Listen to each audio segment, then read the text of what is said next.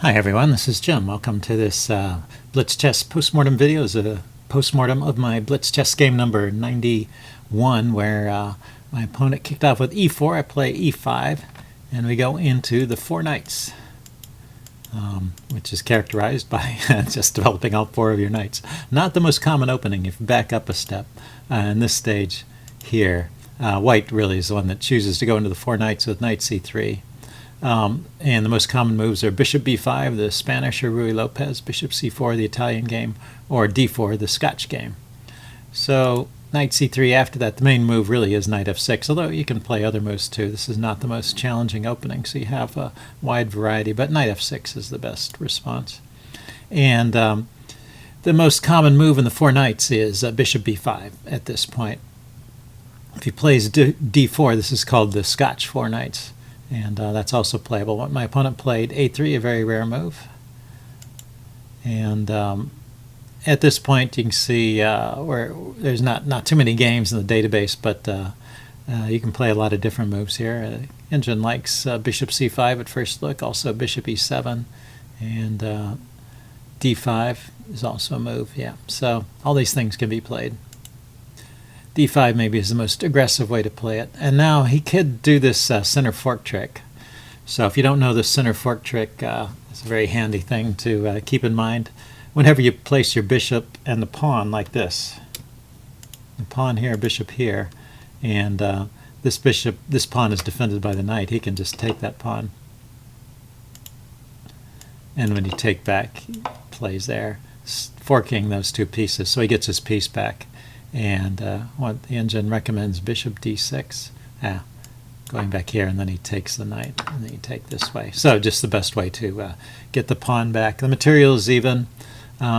There's no particular gain in playing that way. It gives this position a slight edge to white, but not a great advantage. It's just a way of removing some material from the board. So you always have to keep that in mind when you play a move like bishop to c5. My opponent played bishop c4, and I suppose I could do the same thing, right? I could take there. It's funny, it's not showing up as one of the moves here. What happens if I take that pawn? Knight takes. Well, I'm leaving the engine on so I can do a few what-if scenarios.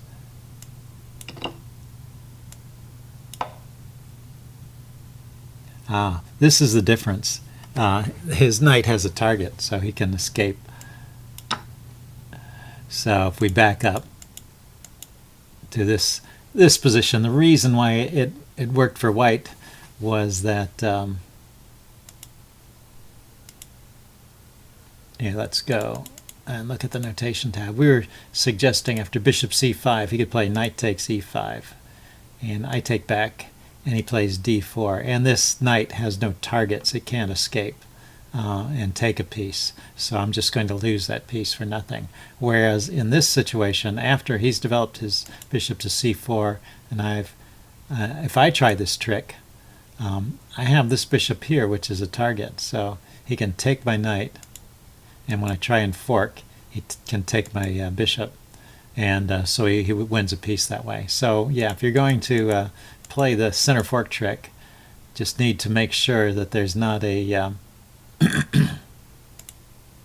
you need to make sure there's not a piece here that's going to be a target for your opponent's piece. So knight takes, pawn d5, forking those two pieces, and then the knight escapes by taking this bishop here. So this is the weakness, the undefended bishop there that causes this to be actually, even if that bishop was defended, it's just if that knight can escape and take something within, then he's getting out of the center fork. Okay, so enough about that. I just castled here, and the game goes on in a pretty much even fashion for a while. And oops, sudden giveaway to the end there. Let's back up.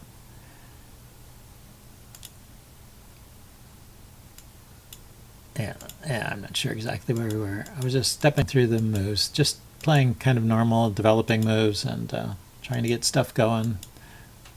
And it was knight d5. Yeah, that was the first mistake here, according to the engine. Thinks I should take, which I did. Knight takes, bishop takes, and then c6. Okay, I got that right. bishop a2. So here, yeah, so I was just thinking of playing f5, and I wanted to get the king out of the way to unpin the pawn, but the chess engine recommends playing queen f6 here. So just increasing pressure on the f file. And basically that exchange allowed me to kick a few of his pieces, and now black has a lead in development. But then when I play a move like king h8, I've sort of give that back, and now he could trade off my knight and have an even game. But he doesn't do that. He plays c3 instead. And this is one point I found really interesting. I didn't really think much of this move, knight takes f3, because it just brings his queen out. But you have to look a little deeper sometimes in chess, and you see the engine, the evaluation of that is pretty strongly in favor of black. And what's going on is after knight takes, queen takes, you can play this move f5. And he can't really prevent you from opening the f file. And after this file is opening, you're concentrating your pieces on the f2 pawn. So it's recommending queen g3 and f takes e4, or d4 and f takes e4. But either way, it looks like you're getting a pretty good attack going here along this f file. So that was interesting to me. So I didn't notice that. I could take, and so he's kicking my knight with the pawn, so I just retreated. And now he can play d4 here and get a pretty good game. So all his earlier mistakes have been forgiven at this point, since I didn't follow up in the most aggressive way, or most accurate way. I go ahead and bust open with f5 anyway, which is a good move at this point. And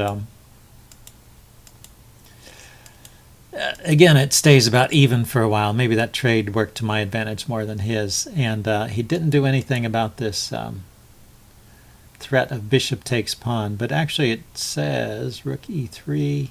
Maybe he doesn't have a whole lot. Yeah, well, rook e3 would defend the knight, so I wouldn't take there anymore. After he moves the queen, then bishop takes h3 pops up as the best move. And so that wins a pawn. Although it was interesting that I still had an advantage even without that tactic. And here, I should have gone queen to f5. I was debating between queen f5 and queen f7, just getting out of the way of that this bishop. And I didn't want to block my own bishop on f5. But when I put it on f7, it opens it up for a tactic, which I mentioned briefly in the game. He can play knight takes e5, hitting my queen. And you know, I take it, and then he can take his he can take my bishop. So that's a desperado move. So you should always be looking for those. And the fact that it goes with the tempo against my queen means I have to respond to it. So yeah, I didn't really allow for that when I played queen f7. But he didn't play that. He retrieved his bishop. And now I play bishop to f5, and I've got a pretty good game. But this move, once again, is a mistake. And it's the same tactic as before. Although it does something a little different this time. Knight e5 now is a fork. He's attacking the bishop, and he's attacking the queen. And my bishop, of course, is attacking his queen. So if I take his queen, he takes mine. And then I take his knight, and he takes my bishop. The material comes out even, but he's picked up a pawn, and he's back in the game. So bishop g4 really was just a mistake. And what should I play instead of bishop g4 here? Queen h5. Yeah, I was thinking about queen h5, putting pressure on this guy. And then I can play bishop to g4. Just need to get out away from that knight takes knight takes e5 tactic. Okay, so I missed that, and my opponent missed that. And so we get a position here where I am finally just winning. And so I can pick up another pawn, and he decides to oppose my queen with his rook, which lets me go into an endgame. And the computer recommends that as the best way to play. Just get to a position, you know, as easily winning. And so I just march forward with the pawns. He just doesn't have any counterplay along here. And I just want to get to the position where he resigned here. So what's funny is these numbers just keep going up as the computer looks deeper and deeper. But there are different plans. So I was kind of interested in this h3 plan. I was a little bit worried about playing h3 and having it get too far away from the rest of these pawns. But let's see. You want to march these pawns down to where they can queen, but you don't want them to get so far ahead they get stranded and gobbled up by the opponent. So bishop to g3, trying to stop it. Now throw in d4 check. And it says it's better to run away than to take it. So king to d2, d takes c3 check, king takes c3, and now g4. Yeah, so distract the king, get it over to this side of the board, and then push the pawn. So that's a nice way to play it. And now you can see these guys are going to be coming through. Has a king move. If the king moves, I'm just going to take on f3 and win another pawn. If he takes the pawn, of course I take back with the king hitting the bishop. And then I can march around with the king and chase the bishop away from these squares. So that's why this is a win. Now if he were to take here,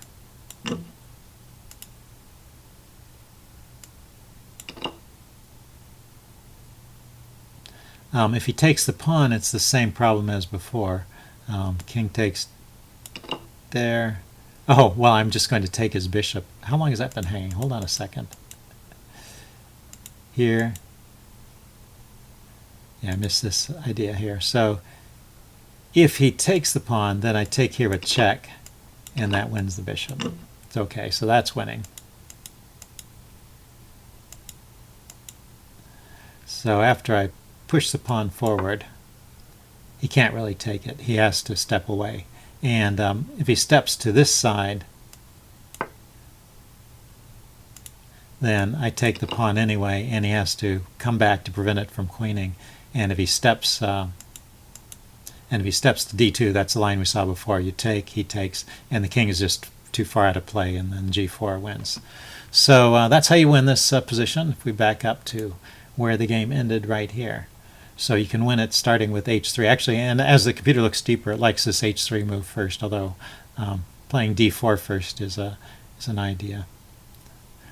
Anyway, so my opponent resigned at this point, and I thought there were a few instructive points in that game, so I hope you got something out of it. If you have any comments, leave them in the section below, and I will see you again soon. Bye.